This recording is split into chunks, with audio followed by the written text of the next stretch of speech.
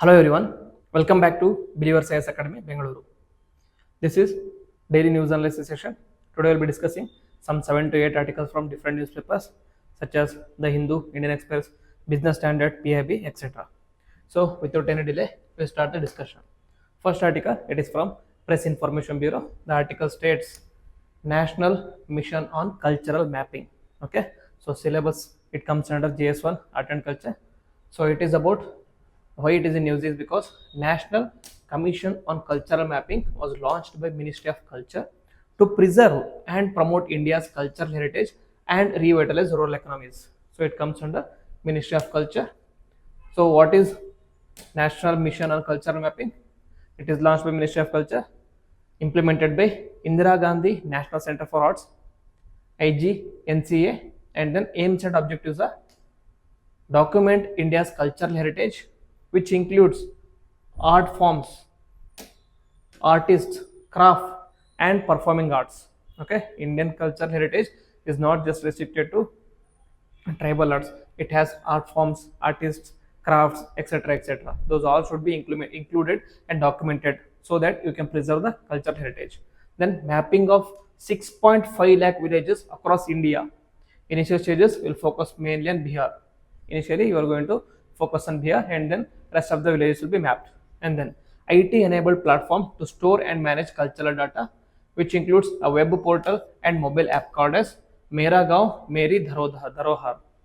So this is the app in which all these documents will be available. You can check it out after this program is implemented. And then what is Meri Gaon Meri Dharohar? It is part of National Mission on Cultural Mapping, again by Ministry of Culture and IJNCA. The purpose is to document India's villages, which is focusing on culture, history, and traditions. In this, there are 7 categories. It covers arts and craft, ecology of the village, scholastic traditions, epics, history, architecture, and unique features. Everything will be documented in that app. And then the features are aim is to raise awareness about cultural heritage role in economic development and national unity. Okay, it is not only talking about history or heritage of India, it is also linking that heritage with the economic development. With the use of heritage, how you can improve economic livelihood of the community.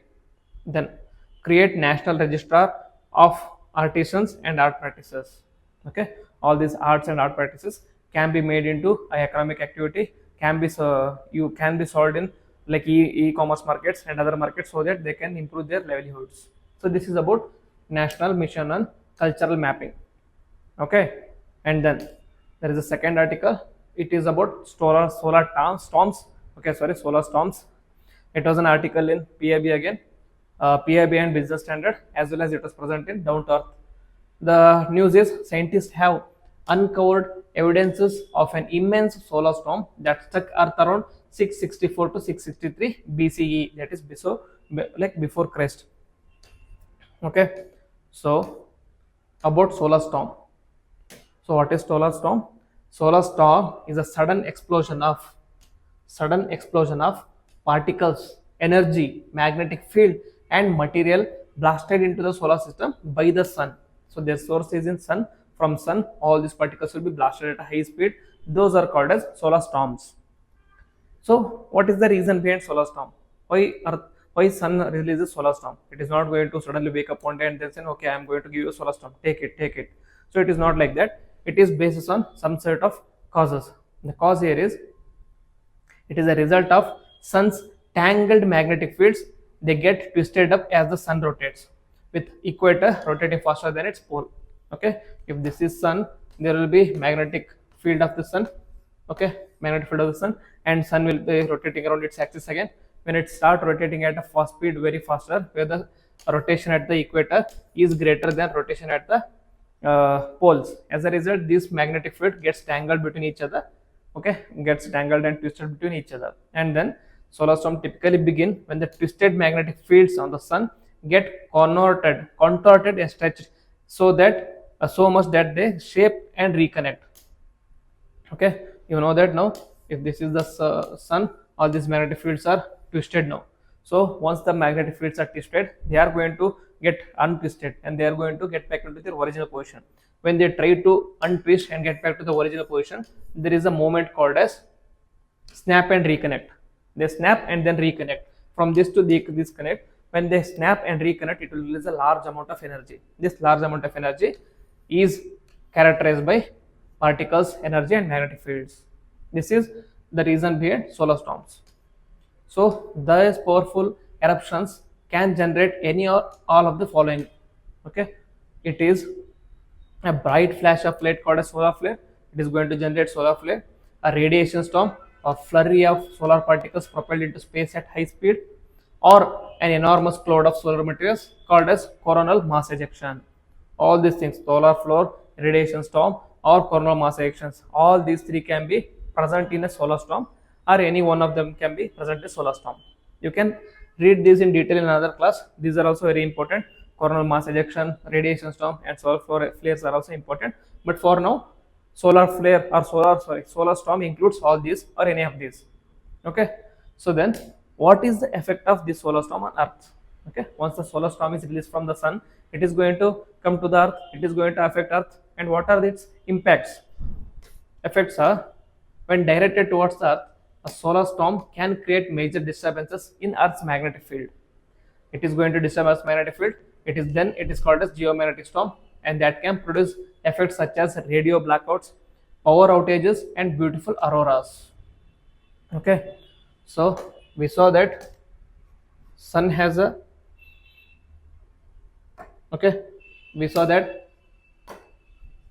magnetic field similar to sun. Earth also has a magnetic field which is inclined at a 11.5 degree around its axis. If this is Earth's magnetic field, suppose this is sun. Okay, this is sun. When the sun is going to release solar storms, as a result, all these plasma membranes or these solar storms can come and impact Earth's magnetic field. Okay, when it comes and impacts magnetic field, it is going to impact Earth's magnetic field in such a way that these magnetic fields come and twist inside. Okay, it is going to twist the magnetic field. As a result, there will be some impacts on the Earth's magnetic field. One is, it is going to cause power outages, because Earth's power is dependent on Earth's electromagnetic field. Because the magnetic field is getting impacted, it can have power outages. It can also have electromagnetic blackouts. And another key figure is, once it comes in contact with Earth's magnetic field, it is going to produce a beautiful phenomenon called as auroras. These are bright lights which are visible in the sky. Okay, these are called as auroras. These are also called as northern lights in northern hemisphere. Northern lights. These auroras very important, because UPSC in recent mains has asked twice already. In 2022 as well as 2024, there have been questions on auroras and the functions or the reason behind these auroras and the features of these auroras. The questions have already been asked. In the northern hemisphere, these are called as aurora borealis. In southern hemisphere, these are called as aurora australis. Okay, just take a time, pause the video and go check in your Google that northern lights or auroras. These are very beautiful phenomenon of Earth. Okay, this is about solar storm and its impact on Earth. And then another thing is, it is not going to cause direct harm to anyone on the Earth. Suppose you come under the contact of solar storm, it is not like you are going to die or it is going to impact you fatally. It is not going to have any impact on yourself. Earth, however, due to our planet's magnetic field and atmosphere, it protects us from the worst of the storms. Okay, because of the presence of magnetic field and the atmosphere, the solar storm is not going to be more impactful or harmful to human beings. Then third article is again from Press Information Bureau, is about Shakti Yojana. Okay, why it is in news? Shakti Yojana plays a crucial role in enhancing reliability of coal supply for India's power sector. There are many types of yojanas in the same name of Shakti. There was Mission Shakti. Mission Shakti was related to anti-satellite missile. Okay, anti-satellite missile which was launched in 2019 or 2020, and now this is Shakti Yojana. This Shakti Yojana deals with coal. Okay, so about Shakti Yojana, it stands for Scheme for Harnessing and Allocating Koila Transparently in India. Koila is a Hindi word for coal. ಕಲ್ಲಿದ್ದಲಿಗೆ ಇನ್ನೊಂದು ಹೆಸರು. Then it was introduced by obviously Ministry of Coal, and it was launched in 2018 with amendments in March 19 and September 2023. Purpose is to ensure transparent coal allocation in the power sector, especially in stressed power units facing the coal shortages. Okay, normally what happens here is you are going to allocate coal fields for power companies. There are some issues with respect to coal allocation. There can be some bribery, there can be some form of corruption. So you are going to get like coal allocation at a like smaller, like lesser rate compared to what is market feasible in the market. Okay, in order to avoid these corruption, in order to avoid this bribery and etc., this mission has been, or using has been taken into account. So it allocates coal supplies to power plants that are unable to secure adequate fuel, ensuring the consistent and transparent coal supply to these power plants. Okay, power plants, most of the power plants in India, thermal based power plants. In thermal based power plants, what is the raw material? That is coal. Coal is burnt, and the heat is like heat resultant of the coal burning is used to heat the heat the water, and the steam is sent to turbine, and then turbine runs, and the turbine results in producing the uh, electricity. So here the raw material is coal. So coal is very important, and many power supply companies, they face shortages in procuring coal. It is mainly because of allocation. Allocation will be given to more like profitable or more well-off companies, which is discriminatory in nature. So in order to provide a level playing field, even the like small companies should also be getting adequate fuel. Then the features of this scheme are fuel supply agreement. There will be fuel supply agreement. Coal is supplied through fuel supply agreement with a letter of assurance. A letter of assurance holders ensuring the continuation of supplied 75% of annual contracted quantity. Okay, and then coal linkages. These linkages are granted to state and central generating. Then companies and independent power supply with a long-term APS. Okay, so coal linkages are granted to state and central generating companies and independent power producers with a long-term PPAs. Okay, and then what is the significance? It ensures that supply to stress units, supporting new power plants and promoting transparency in coal allocation. Okay, so that no power supply company faces shortage of coal, and there is a level playing field. And then it supports uninterrupted power generation by ensuring continuous and consistent fuel supply. Okay, so it doesn't impact power supply in India. Then there is a short topic about India's vision for coal gasification. India's coal gasification vision. So aim is to achieve 100 metric tons of coal gasification by financial year 2030. What is coal gasification? That is, when you are burning the coal, there will be gases coming out. These gases will be like controlled, and these gases will be controlled and stored, and then they will be used as a fuel. This is called as coal gasification. With the focus of sustainable practices and reducing carbon emissions, incentive is reimburse GST compensation cess on coal used for gasification projects for 10 years, contingent on cess extension beyond financial 27. Okay, normally there is a coal cess. Okay, what is cess? Cess is a tax on the tax on a particular issue. So if you are procuring tax, if you are procuring coal from somewhere, your already tax is there. Since you are procuring coal, there will be cess also on the coal, because burning the coal is going to produce greenhouse gases. Greenhouse gases is going to affect normal people. So there is a negative externality because of coal burning. Okay, like profit will be taken by the coal producing companies, profit will be taken by the power supply companies, but the negative implications or negative externalities are passed on to the consumers. So in order to compensate this, in order to dishearten or discourage the people from buying coal, there is a cess included on this one. Okay, and the cess collected on this one will be used for like various other issues or various other projects.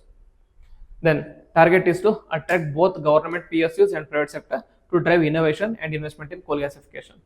Process is, entities are selected through a transparent bidding process, government support for eligible PSUs and private firms to implement the projects. This is about Shakti Yojana. Then Article 4, it was in the Hindu. It talks about Environment Ministry's Lok Sabha reply shows 33.6% of India's coastline is threatened by erosion. Okay, why it is in news? Okay, there is a ongoing winter session going on in the Parliament. The Union Environment Ministry presented a data shedding light on critical issue of coastal erosion in India. Okay, coastal erosion in the sense, India has a long line of almost 7,500 kilometers of coastline, Okay, 7,500 kilometers of coastline, and the soil in this area is getting eroded by the coastal region or beaches or the rivers present there. It is having a negative implications on the coastal plains and coastal regions. So that is called as coastal erosion. So what are the key findings of the report? It talks about extent of coastal erosion in nationwide. That is 33.6% of India's coastline has been affected by erosion over the past 3 decades. 26.9% of the coastline has shown growth, that is accretion, with 36.9% remaining the stable. Okay, it is on the growth. And regional variations within Karnataka. That is Dakshina Kannada. Dakshina Kannada district is most severely affected district in Karnataka with 48.4% of its 36.6 kilometer coastline eroded. That is 17.474 kilometers of the coastal lines have been completely eroded. Udupi reported 34.7% erosion of its 100.71 kilometer coastline. Then Uttara Kannada reported the lowest erosion at 12.3% only. Not necessary, you have to say that Dakshina Kannada has highest erosion compared to other two coastal districts of Karnataka. Then the data and methodology used was the study was conducted by National Center for Coastal Research. It utilized satellite imagery and field survey to monitor the shoreline changes from 1990 to 2018. Then risk identification and mapping. The Indian National Center for Ocean Information and Services (INCOIS), which is present in Goa, prepared the multi-hazard vulnerability maps, incorporating data on extreme water levels, sea level rise, and shoreline changes to highlight areas prone to disasters like tsunami and storm surges. Okay, so it highlighted the areas which are most prone to threats of tsunami and storm surges. Then, what are the causes of coastal erosion in India? You know that coastal erosion is happening. In coastal erosion, the soil present in the topmost soil in the coastal area is being eroded. So, what are the reasons? What are the causes behind the coastal erosion? First one is rising sea levels.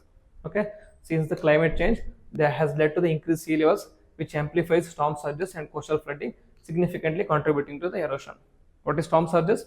Storm surges is sudden inward movement of oceans. Okay, the ocean water will come into the coastline, come into the coast with a high velocity. This is called as storm surges. Normally, it is associated with cyclones. Okay, when the cyclones, because of its high velocity, it carries, because of its high speed, it carries the river water from oceans and pours it into the regions. It almost looks like a tsunami.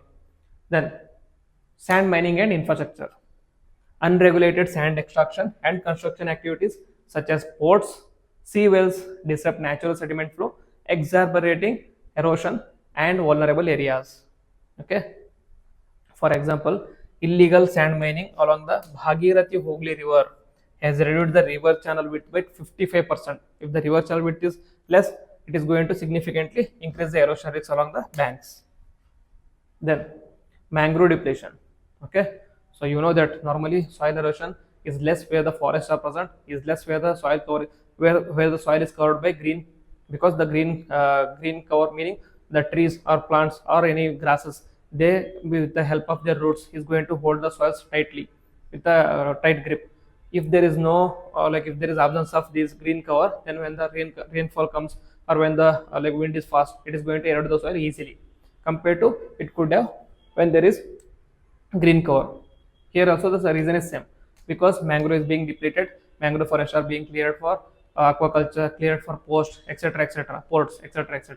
This is also having impact on mangroves and so coastal erosion. So the loss of mangroves, which acts as a natural barrier against wave action, leaves coastline more exposed to erosion. For instance, after Cyclone Gaja in 2019, Muthupet mangroves in Tamil Nadu lost nearly 3 square kilometers of coverage due to uprooted trees. Okay, and then cyclonic activities. Another one is an increase in the cyclonic events has destabilized the coastal system, further intensifying erosion. Then, as per the National Disaster Management Authority, it reported that 75% of Indian coastline is susceptible to cyclones and related hazards. Okay, all these reasons are resulting in coastal erosion. Then, what are the case studies? Case study in the article, it talks about some mitigation efforts in Karnataka. It says that shoreline management plan. The state government of Karnataka developed this plan under coastal regulation zone. notification of 2019. There are CRZ management rules, okay, CRZ rules, like NCZM rules, National Coastal Zone Management rules were issued by the central government. Under that, there were state Pacific Coastal Zone notifications also, and Karnataka's coastal regulation zone notification of 2019 tried to address the coastal erosion effectively. Then Karnataka Strengthening Coastal Resilience and Economy Project, that is K-Shore project. It was funded by the World Bank. This initiative aims to enhance coastal protection, improve community livelihoods, and tackle marine plastic pollution along the Karnataka's coast. Then there is multi-hazard vulnerability maps, that is MHVM. It was created by National Center for Ocean Information and Scientific Services, that is INCOIS.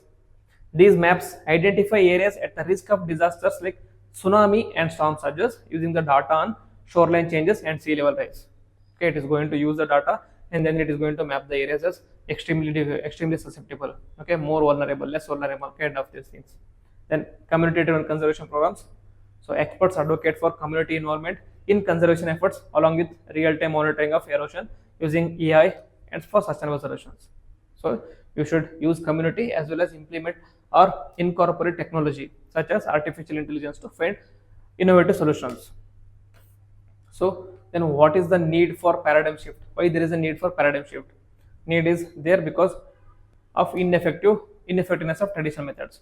Okay, long-standing strategies like constructing concrete seawalls have proven ineffective over the past 30 years in preventing the coastal erosion. There have been certain measures which have been taken, such as building concrete sea walls, but they have been proven ineffective because even in the past 30 years they haven't been able to produce the results which we expected them of. Then recommendations against human habitation. Engineers recommended restricting habitation in vulnerable areas to mitigate risk associated with coastal erosion. However, political interest often overshadows these warnings. Okay, despite the warnings, political will is a lack of political will is not implementing this properly. Then investment in sustainable solutions. Environmental activists argue that the funds currently allocated for traditional coastal structures would be better spent on creating safe townships away from vulnerable coastlines, which ensures community safety, driving extreme weather events. Then there is a holistic approach needed, that is a multifaceted strategy involving ecosystem restoration, stricter regulation of sand mining, innovative solutions like artificial reefs is essential for effective long-term management of coastal erosion issues. Okay, you cannot work in silos and expect the solutions to be holistic. So you have to work in holistically. The solutions should be covering the holistical holistical issue of these problems. Then only you can expect a holistic solutions also. Then way forward is adopt a integrated coastal zone management. Then promote managed retreat and community awareness.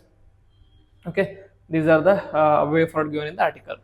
Okay, so coastal erosion is very important. Write down the stats which I have given here: 33.9%, 26.9%. All these stats are very important. Okay, and K shores of Karnataka, that can be used as an example in your mains answers. Do note down these thing points. Then there is an article or editorial in the Hindu. It talked about citizens with disabilities making their rights real. Context here is it talked about how disability rights and their governance in India have evolved over a period of time. Despite the implementation of laws, gaps remain in the implementation of disability rights, both at the systematic and local levels. In this article, they try to understand the legislative framework in India and try to explain or assess the shortcomings and advantages of these rights or laws. First one is it talks about disability prevalence in India. According to 2011 census, there is a 2.1% of the population of India has a persons of disabilities, only 2.1%.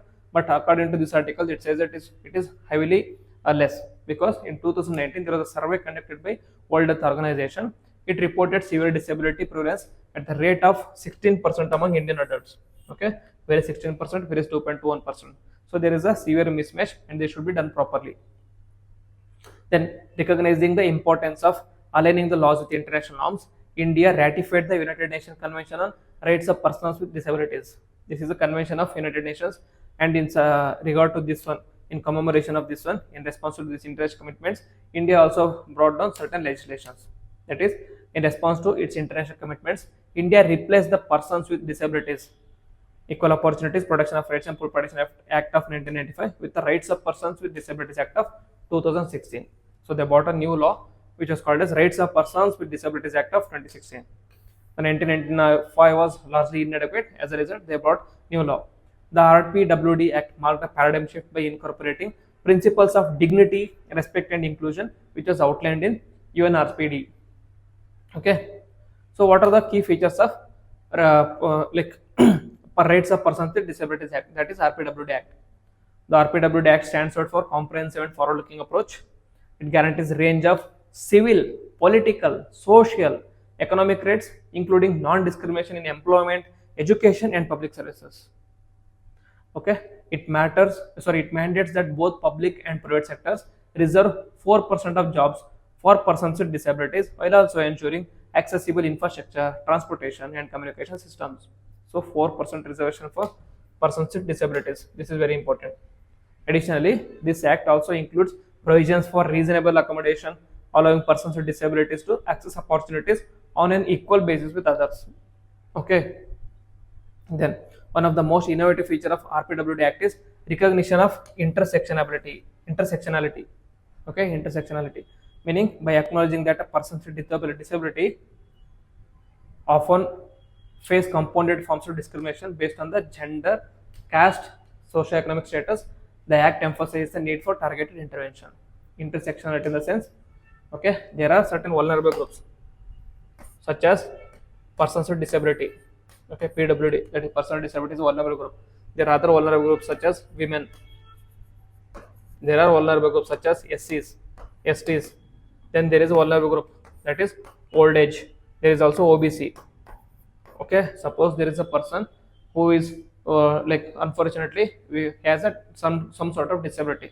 Suppose if that person belongs to higher caste or upper caste or any well-off family with a proper economics, okay, proper financial facility or availability, then he doesn't suffer that much. But if that person belongs to SC or ST, if that person belongs to a community, or if that person belongs to a family where the finances are very low, his what do you say, his rights and his problems will be, his rights will be less and problems will be compounded.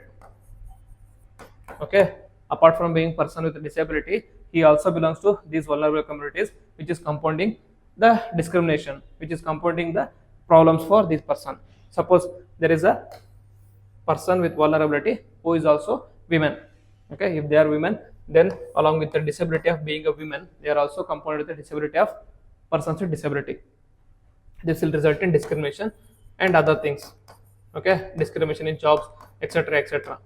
So this act said that there is a need for targeted intervention, such as if a person with disability is also a woman, then there is a need for targeted intervention of this grouping. If there is person with disability who also happens to belong to SC or ST community, then those persons should be dealt with a more priority basis. Understood, right? That is the what it was given in PWD Act, Rights of Persons with Disabilities Act. Within this Rights of Persons with Disabilities Act, it establishes state commissioners, and the role says the office was designated to function as a watchdog, mediator, and enforcer of disability laws at the state level. However, despite the promise, the Office of State Commissioner faces several challenges, which ranges from structural inefficiencies and implementation bottlenecks. Okay, there is a state commissioner whose role is to implement these laws and enforce all these provisions, but despite the provision of state commissioner, he faces several issues because of implementation bottlenecks and structural inefficiencies. Then there is legal powers and responsibilities.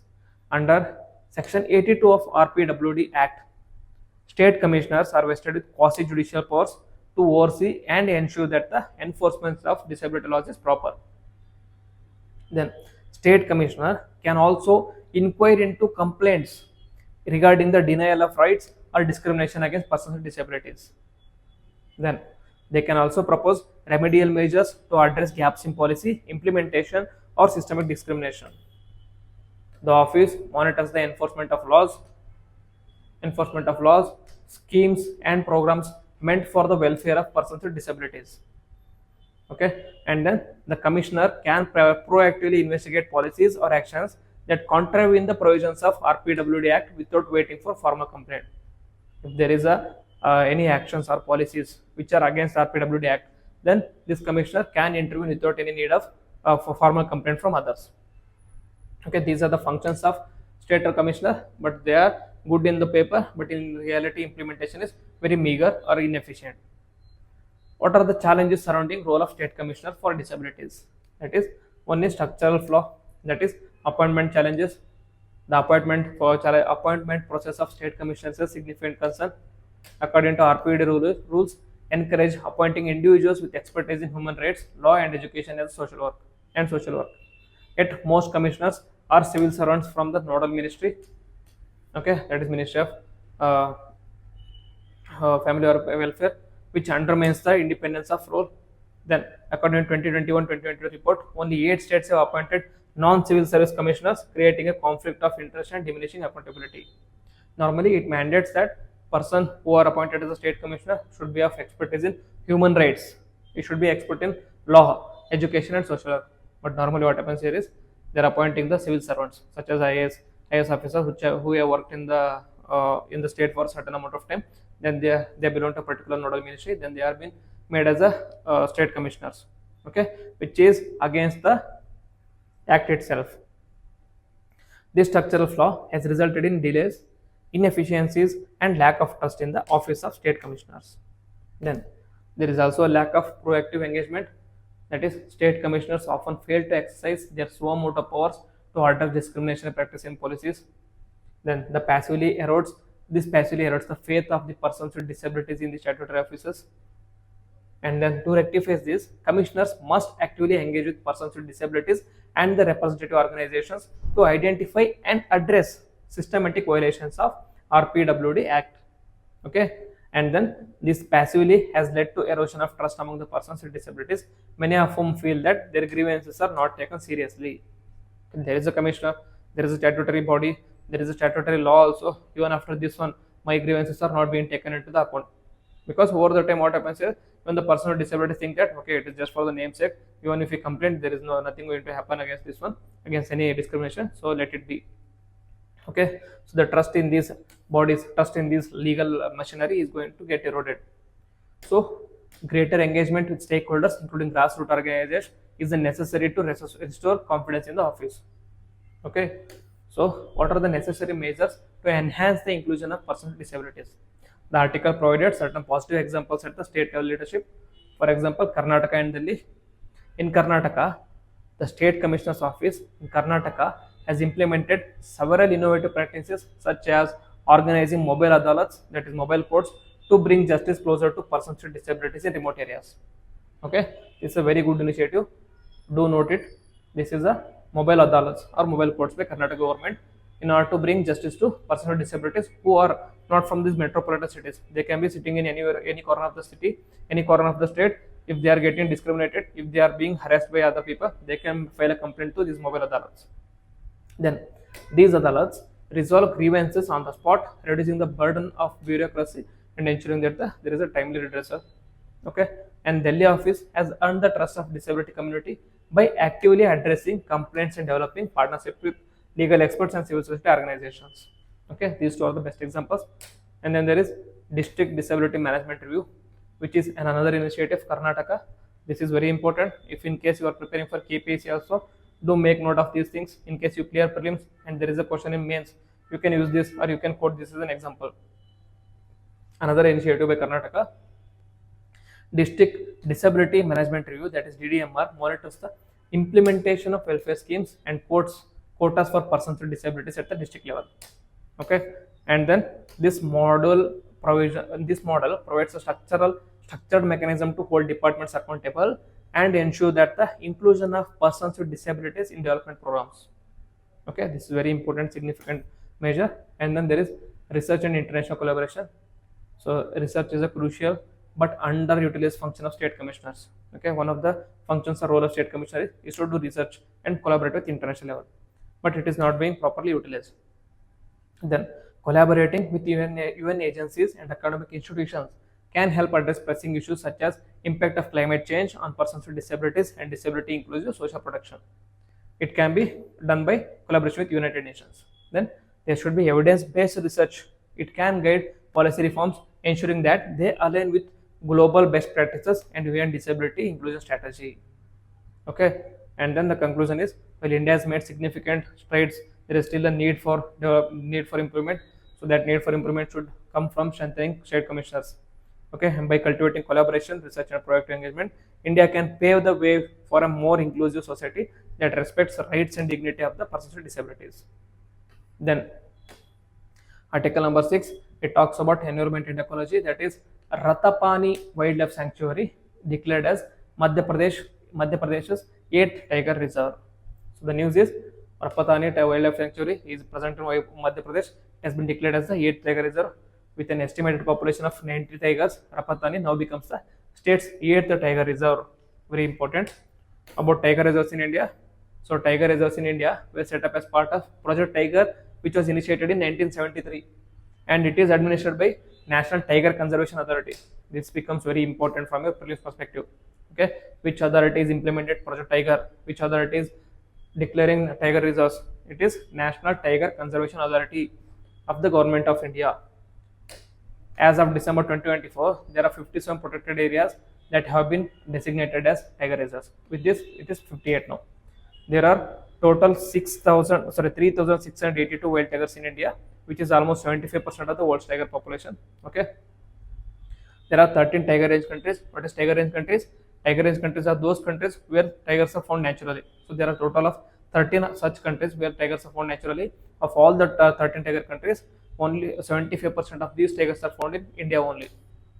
Then tiger reserves consist of a core area which includes part of the protected areas such as national park, wildlife sanctuary, or buffer zone, which is a mix of forested and forested land.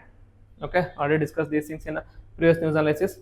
Okay, then goal is Project Tiger is aimed at performing the necessary activities to ensure viability of the tiger population in the core area and to promote balance between the existence of people and animals in the buffer zone. Okay, there is core area which is completely protected, then there is buffer zone which connects the core area with the outside world, and then there is a declaration. So who is going to declare this as a tiger reserve? State governments notifies areas as tiger reserve based on NTCA's recommendations. Okay, it is recommended by NTCA, but finally the authority to declare an area's tiger reserve lies with state governments. Then maintenance, as per the WPA Act, that is Wildlife Protection Act of 1972, state governments are responsible for preparing tiger conservation plan. Okay, and then such a plan includes planning and management of the notified areas and maintaining the requisite competent staff to ensure protection of tiger reserves. Okay, you can protect the tiger reserve when you have competent staff. Then about Ratapani, it is present in Raisen and Sihor districts. Ratapani serves as a critical tiger habitat with tigers migrating to nearby Satpura ranges. Okay, it is present near Satpura ranges of Madhya Pradesh. Then biodiversity and challenges. Habitat encroachment and insufficient prey bases led to tigers straying into the populated areas, escalating conflicts. Okay, because habitat is getting fragmented, habitat is being reduced, and because of the loss of prey, insufficient prey, tigers are moving into human habitats, and they are attacking cattle. It is obviously going to result in human-animal conflict. Then the sanctuary has witnessed increased tiger-human interactions, emphasizing the need for protection and management. Then declaration as a tiger reserve. The notification comes amid PIL filed by wildlife activists who criticize the government's delay despite receiving in principle approval from the NTCA in 2008. Long back, 2008. In 2008 only they received an in principle approval, but the Madhya Pradesh government had delayed in approving, like declaring it as a tiger reserve. So there is a PIL. Based on this PIL, it has declared this as a tiger reserve. PIL highlighted issues like increasing human-wildlife conflicts, degradation of tiger habitats, and encroachment due to delayed actions. The State Wildlife Board approved the projects like coal-based power plant and railway lines, which is jeopardizing the proposed reserved ecosystems. Okay. So, what are the challenges ahead? Are strengthening the protection measures, and then restoring ecosystems, and then community engagement. Okay. And then the final article for today, that is International Center for Integrated Mountain Development. Integrated Center for Integrated Mountain Development. Why it is in news? It was present in Press Information Bureau.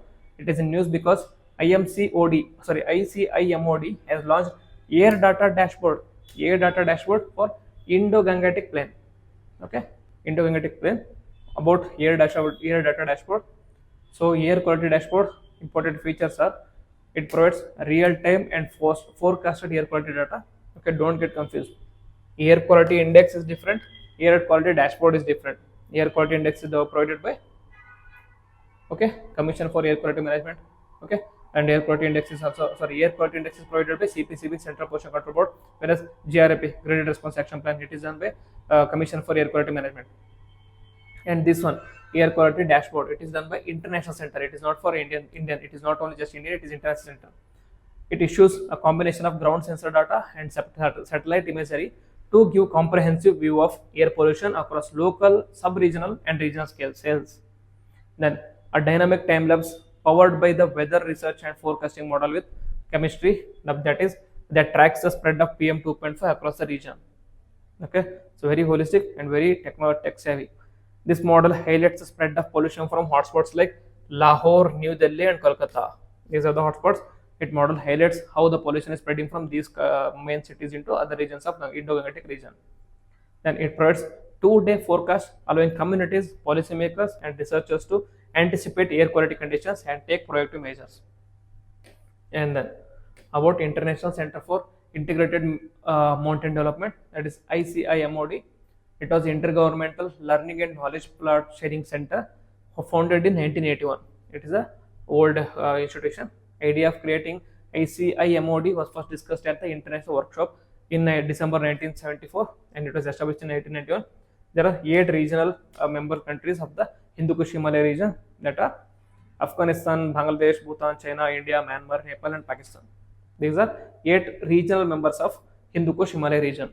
There are many regions under International Center for Integrated Mountain Development. One of the 8 regional members region is Hindu Kush Himalaya region, and of that there are 8 members. So Hindu Kush region encompasses mountain ranges including Hindu Kush, Himalayas, Tibet Plateau, etc., etc. You already know these things.